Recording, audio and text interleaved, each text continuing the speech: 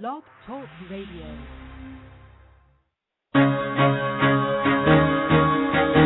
Carol the Coach. Sex, love, and relationships. We talk about it here. Carol the Coach. Compassion with contemporary relevance. I am a psychotherapist. I can be your personal life coach, and I can help you with your issues. There are no problems too small or too big. You can talk about anything. Speaker, columnist, radio TV host, and commentator. Carol the Coach brings messages of wellness and empowerment within reach of everyday people every day. Almost 5 years ago, I lost my soulmate in an accident. He was killed in a plane crash. Life just, for me, has seemed to stop. There are groups all over the city. I teach one. It is a specific way to start thinking so that you shift how you see the world, which then shifts your energy, and then you feel better and you actually see things differently. Carol the Coach, always available too at carolthecoach.com. And it is Carol the Coach, and I'm here to help you with sex help with Carol the Coach. I am so excited to be with you tonight. You know, we had a little technical difficulty, got started a little bit late, but we are now on the air. We're the only sexual addiction show on the internet. So welcome to Sex Help with Carol the Coach. And if you think that you might possibly have a sexual addiction, then what you need to do is go to iTunes and go to Sex Help with Carol the Coach and download every single episode. From the very beginning in March, we talked about what is sexual addiction, what's the definition, what are the criteria. And then we talked about what can you do about that. You know, where are you on that continuum of sexual addiction? Now, tonight will be a special show in that you can call in to get some help, and that number will be 646-595-3284. So again, the number is 646-595-3284. And if you have some questions about what is hypersexuality, what is sexual addiction, I'd like to take your calls tonight. This is a free call-in. Get your information, share your experience, decide what you're going to do to improve your life and make changes that last. And when you make changes that last, here's the good news. Whenever you have an addiction and you decide that you're going to make the needed changes to improve the quality of your life, then you actually have a better life than you did before the addiction. That is my guarantee. And the reason I guarantee that is because obviously you would be working a program where you used to use maladaptive coping skills to make your life better. You know, maybe that's you smoked pot, or maybe you drank too much alcohol, or maybe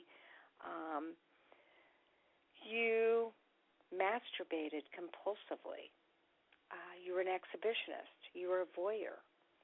Whatever it was that you decided to do, we now are going to give you the tools and the keys to make your life better. And when you do, and when you follow a program, you automatically grow and get healthy. And, you know, I have to tell you, that is some amazing stuff when you make the decision that you're going to change your life for good. If you want to follow me, you can go to my Facebook page at Carol the Coach, Sex Help with Carol the Coach, or you can check out my website, and that is www.sexhelpwithcarolthecoach. And, of course, you can turn this show on every Monday night, 9 o'clock Eastern Standard Time. I'd say we probably have 3 shows at least a month where we interview experts, people in the field that write about sexual addiction, or they write about love addiction, or they write about love avoidance.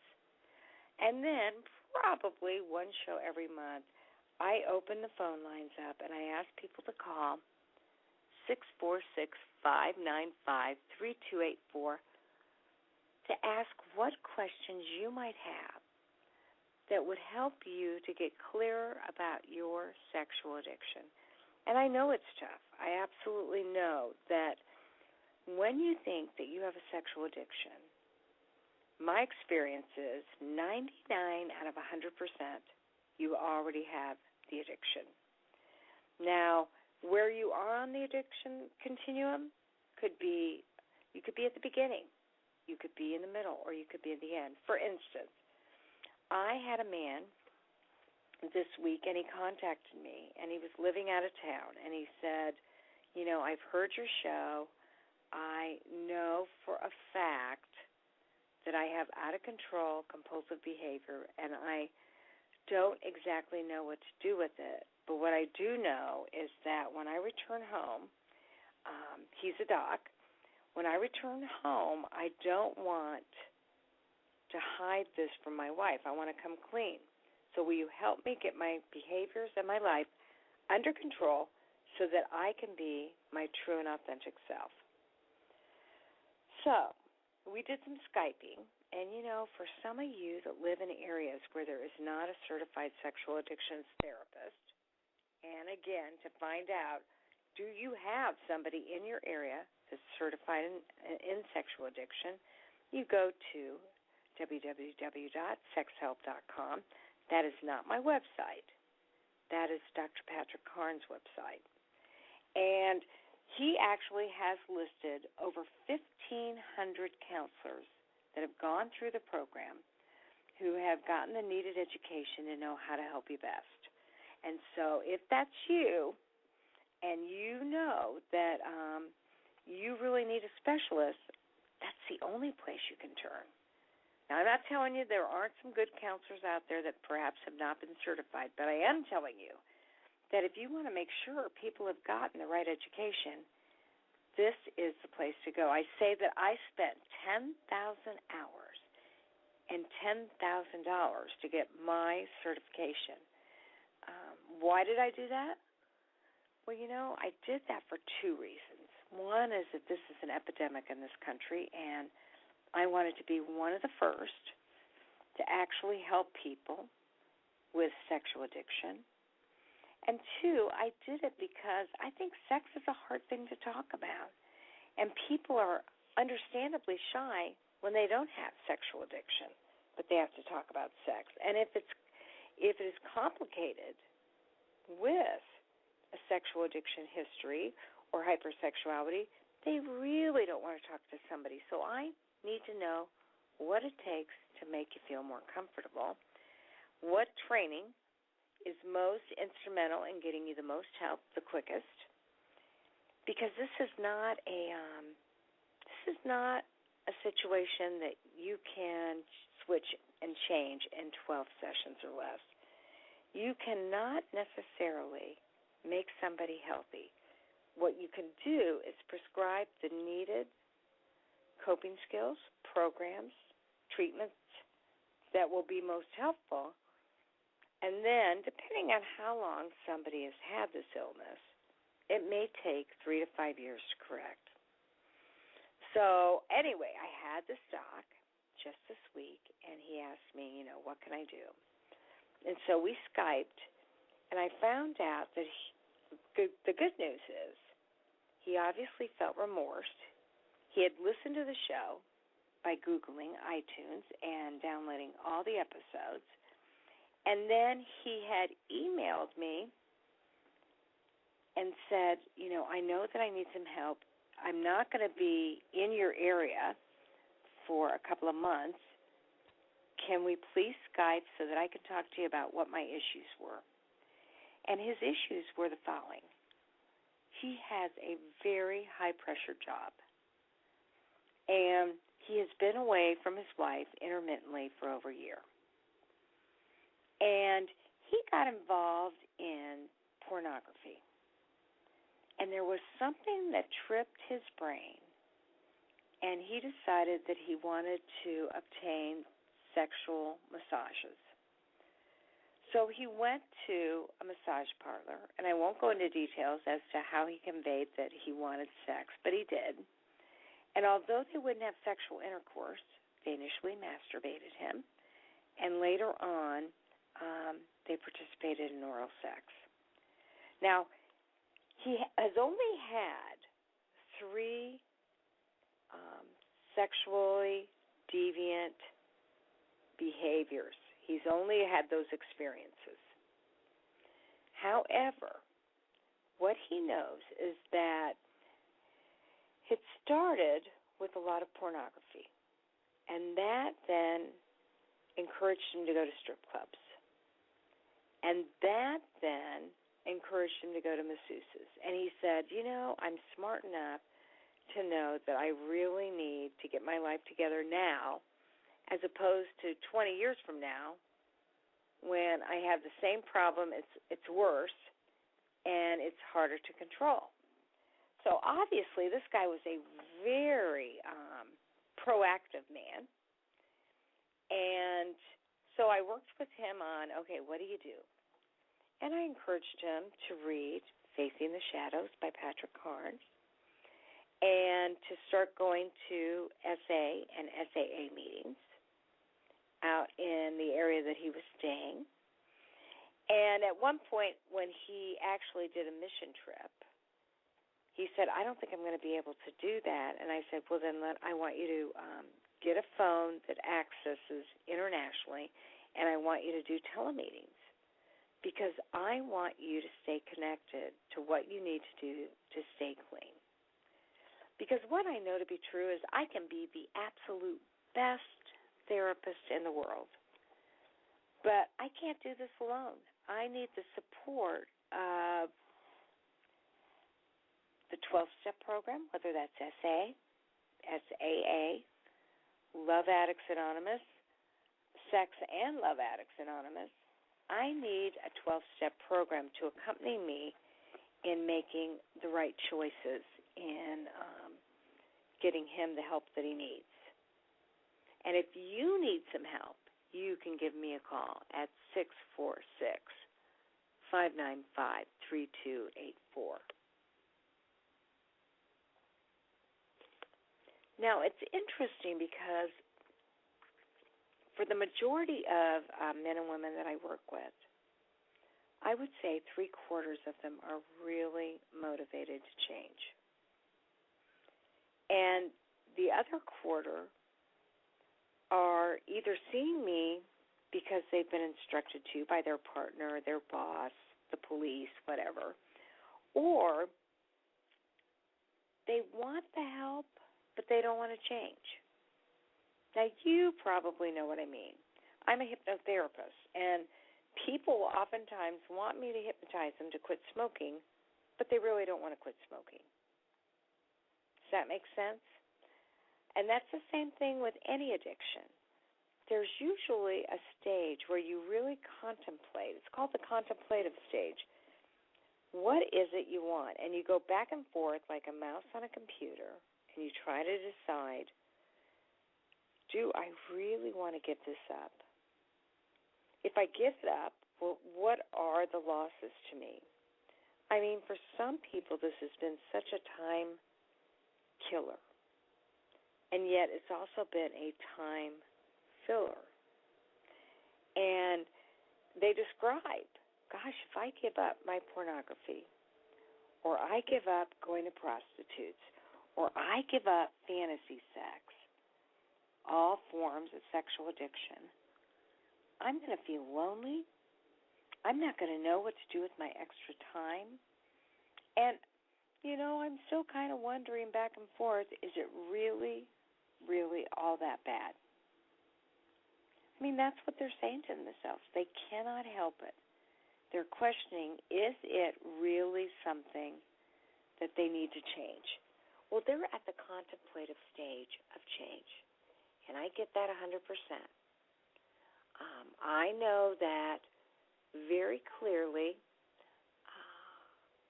what they need to do is figure out what they've gained from sexual addiction and what they've lost.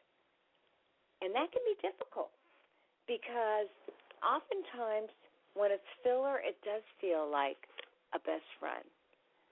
And they do actually they don't want to give it up because they don't know what they'll do with all their time, and how will they manage stress, and what will they do when they're lonely and they feel sad and they're angry. And I get that. You know, any type of addiction is always, it always feels like it's an amazing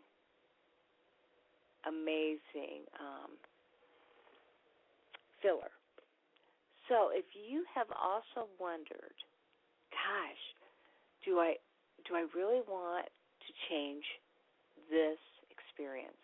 I'm going to tell you, if you're calling me, if you're emailing me, if you're listening to the show, yes, you probably do. I have a man right now. He's got 3 mistresses, and he supports them to the tune of about $16,000 a month per mistress. As you might imagine, he is very, very wealthy. And his life lacks any real depth, and so he's not sure he wants to give it up. And I don't blame him, you know, because really what I have to help him do is not just look at the fact that he's cheating on his wife, he's spending thousands of dollars on empty relationships, but I have to help him to substitute in his life so that his life is fuller and he can really give it up. And that can be very difficult. And so the first thing I typically do is I look for ways to help people feel like they 100% belong. And I can't emphasize enough that to do this, what I really have to do is I have to have them connect to somebody in the program who has their problem and who will invite them to go to a meeting so that they can see that when they meet with other people who have like problems, that there will be a camaraderie.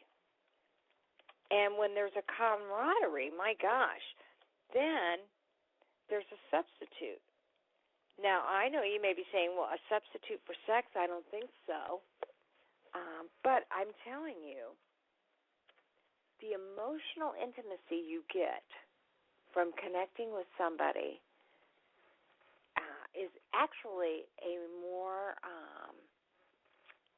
healthier experience than the high you get from sexual addiction. Does that make sense? I certainly hope so. So what makes you think that you may have a sexual addiction? What is it that is scaring you about your behavior? Are you lying? Are you cheating?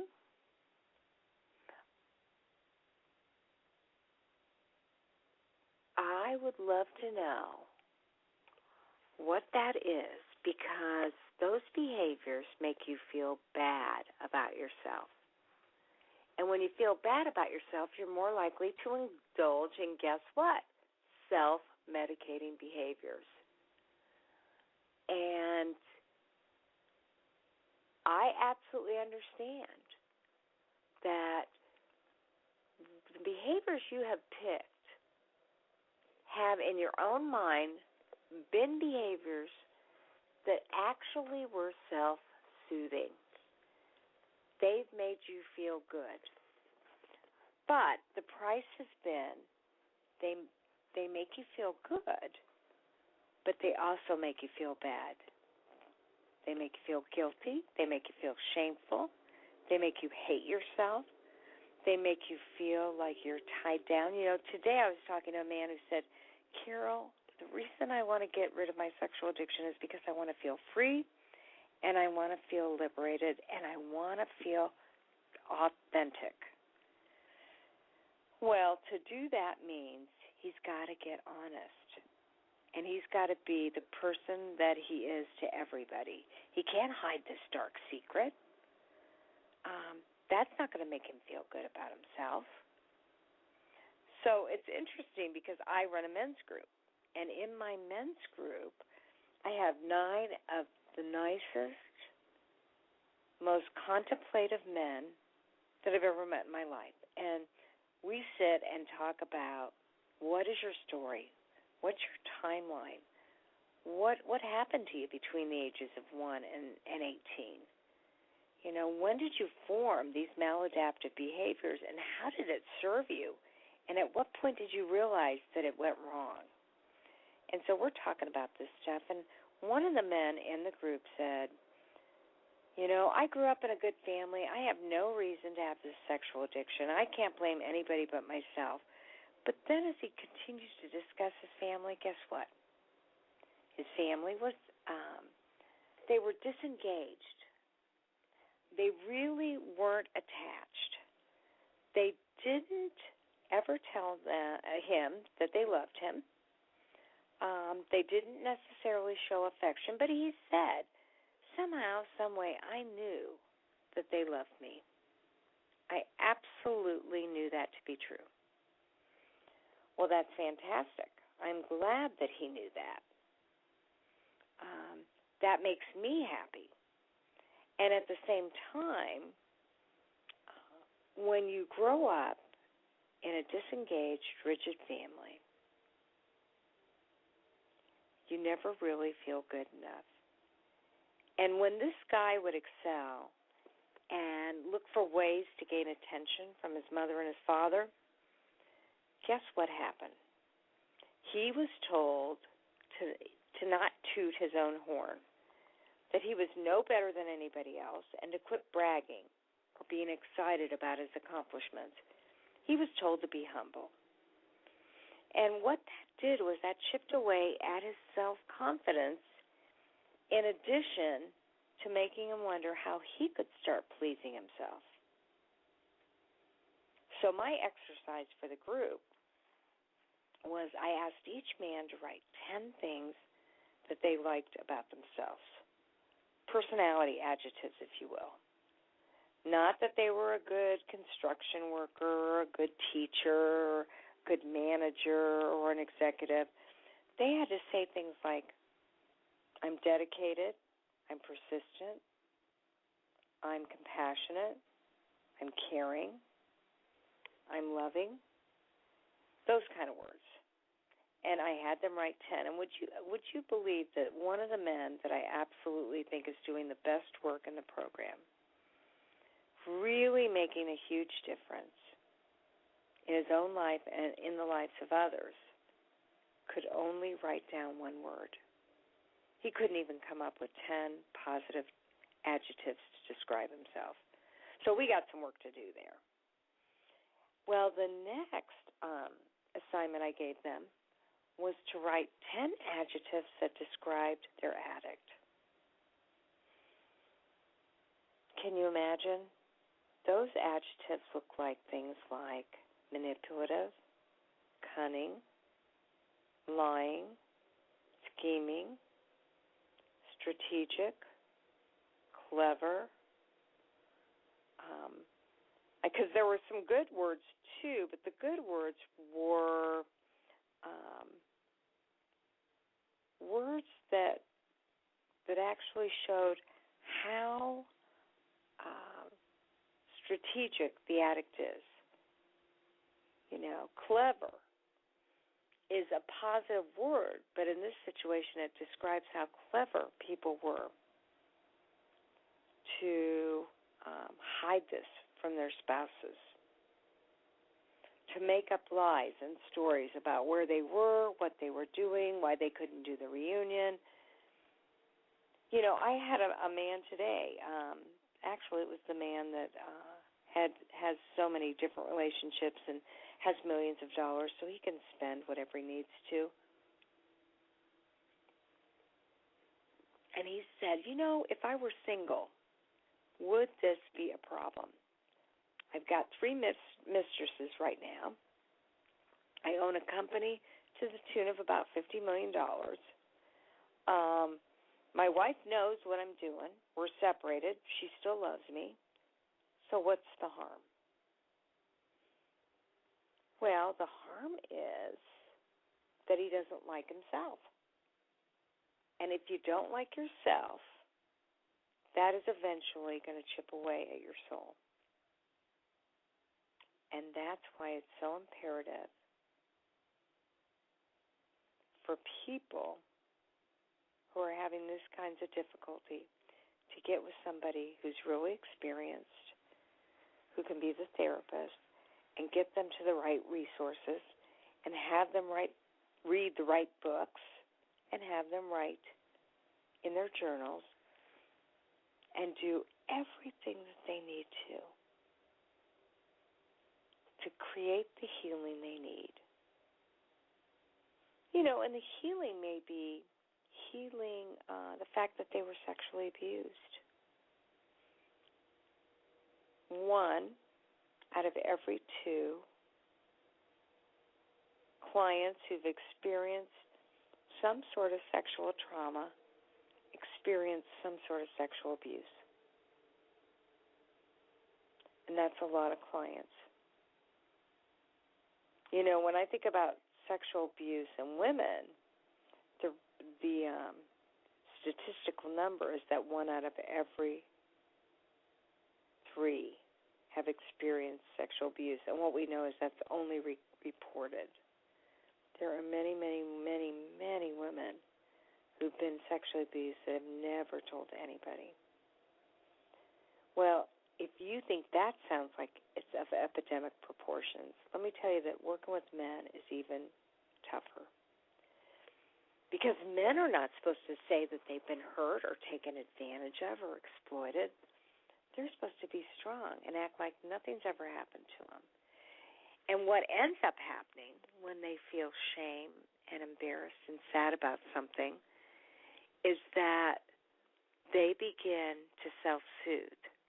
They may do that through drinking or drugging or working or gambling or spending money or sex.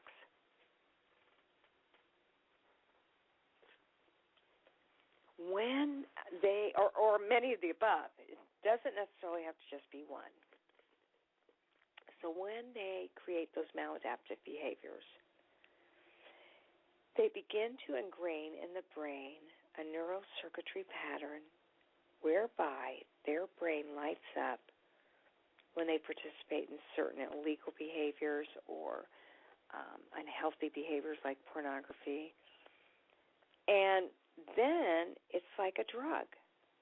They do whatever they can to find that reward center and make their life better. And they think that they're looking for an immediate gratification, but what they're really doing is setting up themselves for long-term psychodynamic pain. Because the more that they try to meet their needs through hypersexuality, through acting out, anonymous sex, prostitution, sexual abuse, voyeurism, exhibitionism, then the more they have to lie about themselves. And the more they lie about themselves, the more they disengage from who they really are. And when you are disengaged from who you really are, you're not able to maintain any spiritual connection. And without spiritual connection, you're more than likely going to feel lost and scared. And because you're going to feel scared, you're going to want to have more and more and more opportunities to actually medicate the pain. And so you look for more and more and more opportunities for unhealthy sexual behavior. Okay, now, you can access me by by going to www.sexhelpwithcarolthecoach or email me at carolthecoach@aol.com. You can always call me at my office, which is 317-218-3479, and you can certainly call the show. And that number is 646-595-3284. You know, I asked about 10 different men today because we had a cancellation for, we had an expert who was coming on to talk about her workshop on healthy sexuality. And so I sent out an email and I said, hey, guys, does anybody want to be on the radio show? Well, I did not have any bidders. And I don't want you to think that they don't do that, because they actually do. They're really good about wanting to share their story and their hope and their strength. But for whatever reason, I didn't have any callers, and one of my clients said, hey, did you get somebody to agree to do the radio show? And I said, nope, I'm just going to do it by myself tonight. And he said, yeah, you know, I'm always afraid that someone will hear my voice and know that it's me. Well, that's the beautiful thing about Internet radio. Yes, my local guys that live in the Indianapolis area, they have reason to worry, because maybe there will be somebody from Indianapolis listening to the show. But if you live in Brazil or Europe or Canada or many of the places that I get emails from, you probably don't have as much to worry about. I'm not located in your city. So feel free to give me a call. And again, that number is 646-595-3284.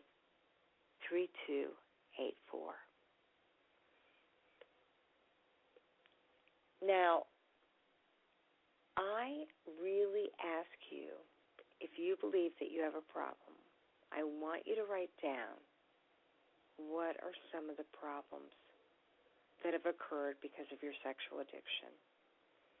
You know, when I talked with one man, he said, my goodness, I've been divorced 4 times.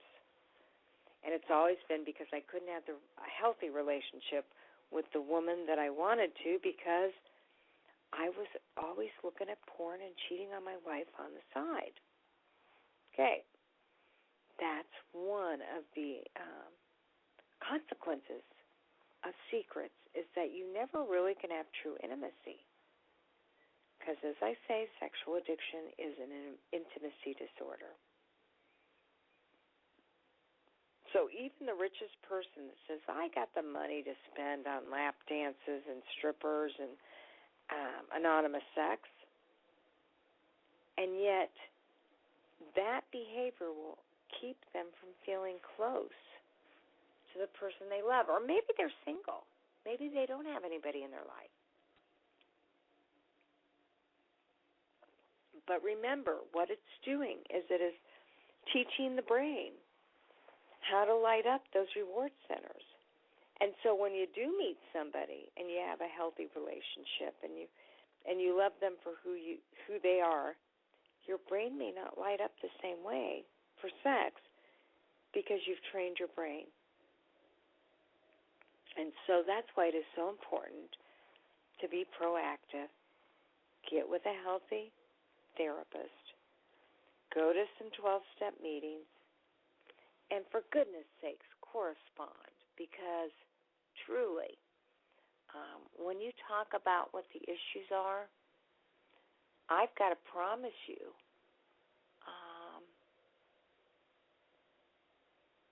I promise you that when you go to somebody and you ask them for help,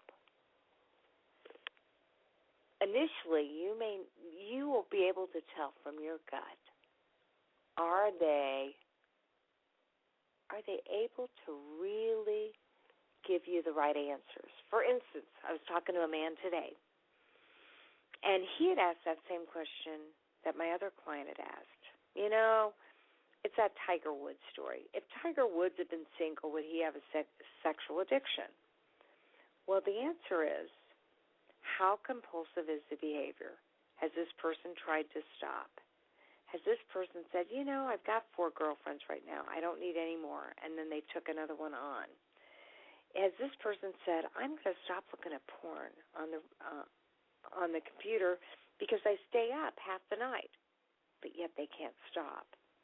It's not about being single or being married. It certainly complicates things when you're in a relationship, but it's really about out-of-control compulsive behavior. So think about your life. Have you begged yourself?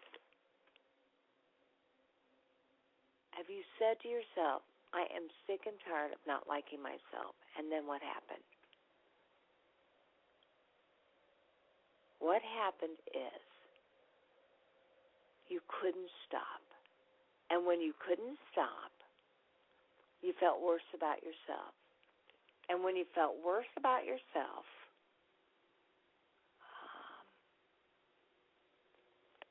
what ends up happening? What ends up happening is that you engage in the behavior that made you feel worse, made you feel bad to begin with. It's a vicious cycle. It's like people that don't want to drink, and they don't, and they white-knuckle it, and the next thing you know, they've drank 4 times as much as a result. Does that make sense to you? I certainly hope so. Because that's how this thing works. And it's really kind of ugly because what we know about sexual addiction is that if you don't treat it, it invariably does get worse. And if you stop, you really, really, really try, and then you go back to that behavior, you actually will have more out-of-control behavior than you did before you stopped. That is also the nature of addiction, that when you stop and when you go back, you actually have more behaviors to try to regulate than before. Can you imagine? Very difficult. And that's what sexual addiction is all about. It is exactly like drugs or alcohol. When somebody stops doing crack,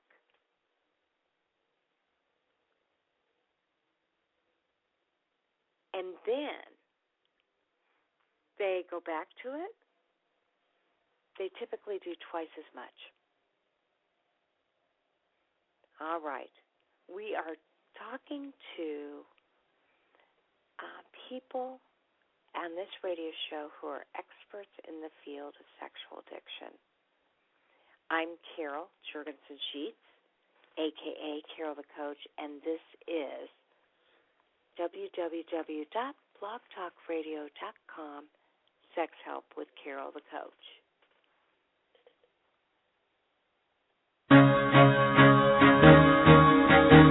Carol the Coach. Sex, love, and relationships. We talk about it here. Carol the Coach. Compassion with contemporary relevance. I am a psychotherapist. I can be your personal life coach, and I can help you with your issues. There are no problems too small or too big. You can talk about anything. Speaker, columnist, radio TV host, and commentator. Carol the Coach brings messages of wellness and empowerment within reach of everyday people every day. Almost 5 years ago, I lost my soulmate in an accident. He was killed in a plane crash. Life just, for me, has seemed to stop. There are groups all over the city. I teach one. It is a specific way to start thinking so that you shift how you see the world, which then shifts your energy, and then you feel better, and you actually see things differently. Carol the Coach. Always available, too, at carolthecoach.com. Now, I got Russell on the line. I'm 47 years old. I'm a truck driver. I am married. I have a wife in San Francisco. Okay. I haven't been home in 6 months. My thing is, I don't know if I have a sex addiction or what the problem is, why do I want what I can't have? And as soon as I can have it, I don't want it anymore.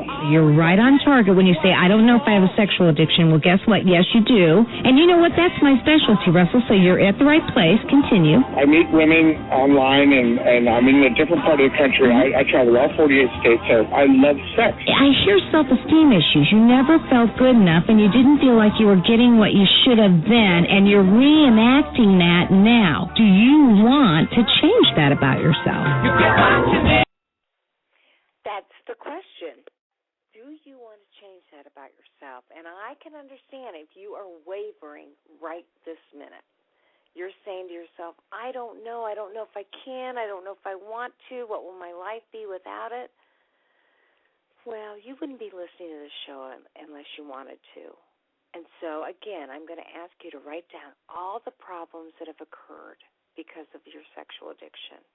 You know, from the fact that you're not honest with people, the fact that you have missed engagements, the fact that you've taken risks, both physical risks with your health, emotional risks with the people that you love, geographical risks with your work. I mean, did you know that people look at porn from 9 to 5 at work more often than they do at night in their own home? That's a risk. So write down the problems that it's caused and the consequences that you've experienced. Maybe your wife has threatened to divorce you. Maybe your husband is getting into your purse every night. Maybe you've had a sexually transmitted disease. Maybe you've spent thousands and thousands of dollars on internet porn or prostitution or mistresses. So write down what those consequences are, because that will keep you reality-based, and you will not be as likely to fool yourself and be in denial and say, I don't have a problem, when in actuality you absolutely have a problem, or you wouldn't be listening to me. And I am the most non-judgmental person in the world.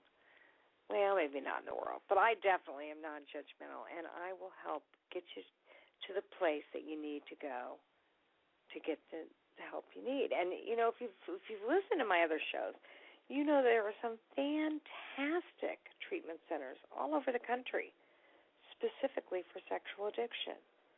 What, you don't have insurance? Well, then let's get you hooked up to 90 meetings and 90 days with SAA or SA, and that way you can be getting program information free of charge. I mean, there's never an excuse not to get the help you need, but you absolutely do have to make the commitment.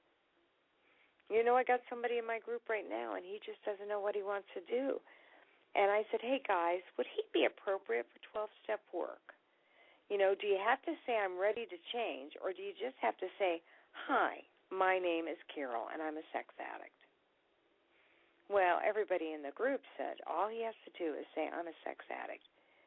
We know that people start in all sorts of different places in their life, and we just want to encourage them to make the right choices.